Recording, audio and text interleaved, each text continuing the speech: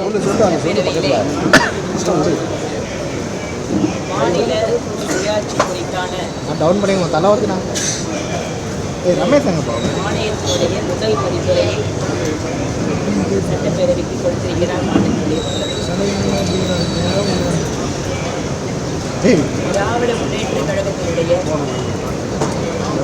கொள்கைகளில் பல விஷயங்கள் இருந்தால் கூட அவர்களால் முழுமையாக இந்த நாட்டினுடைய ஒருமைப்பாட்டை ஏற்றுக்கொள்ள முடியாது என்பதற்கு இன்று அவர்கள் கொடுத்திருக்கக்கூடிய இந்த அறிக்கையும் ஒரு சாட்சியாக இருக்கிறது. மிக தெளிவாக மாநில முதலமைச்சரே சொல்கிறார், அரசியலமைப்பு சட்டத்தை திருத்த வேண்டும் என்று.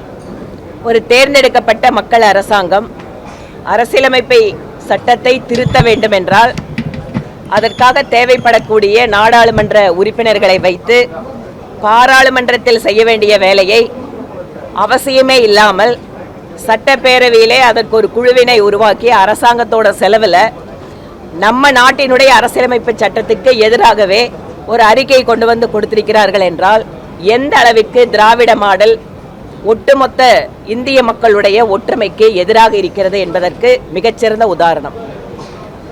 ஜிஎஸ்டி வரி சேவை, நீதித்துறை, ஆளுநர் என்று பல்வேறு தலைப்புகளில் புக்கு பெருசு. ஆனால் எவையெல்லாம் இவர்களுக்கு வசதிப்படுகிறதோ வசதிப்படுகிற நேரத்தில் அனுபவித்து விட்டு 2004 14 வரைக்கும் 10 வருடம் மிக முக்கிய இடத்தில் மத்திய அரசாங்கத்தில் இருந்து ஆட்சி நடத்திய அவர்களுக்கு அப்போது இந்த தேவை எழவில்லை. எதிர்கட்சியாக திமுக இருந்த போது ராஜ்பவன் தேவைப்பட்டது, ஆளுநர் தேவைப்பட்டார். இப்போது ஆளுங்கட்சியாக வந்ததுக்கு பின்பாக அவர் இடையூறு செய்கிறார் என்று பேசுகிறார்கள்.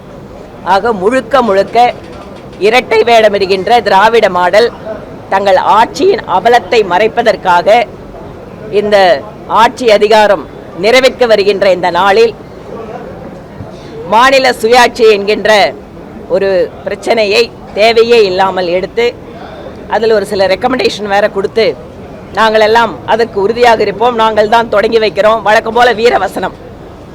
எங்கே உறுப்பினர்களை வைத்து எங்கே மாற்றம் செய்யணுமோ மாற்றம் செய்யப்பட வேண்டிய நேரம் அவர்களுக்கு கிடைத்தும் செய்யாமல் இப்போது தேர்தலுக்காக இந்த பிரச்சனைக்கு மீண்டும் உயிரோட்ட பார்க்கிறார் திரு ஸ்டாலின் அவர்கள்.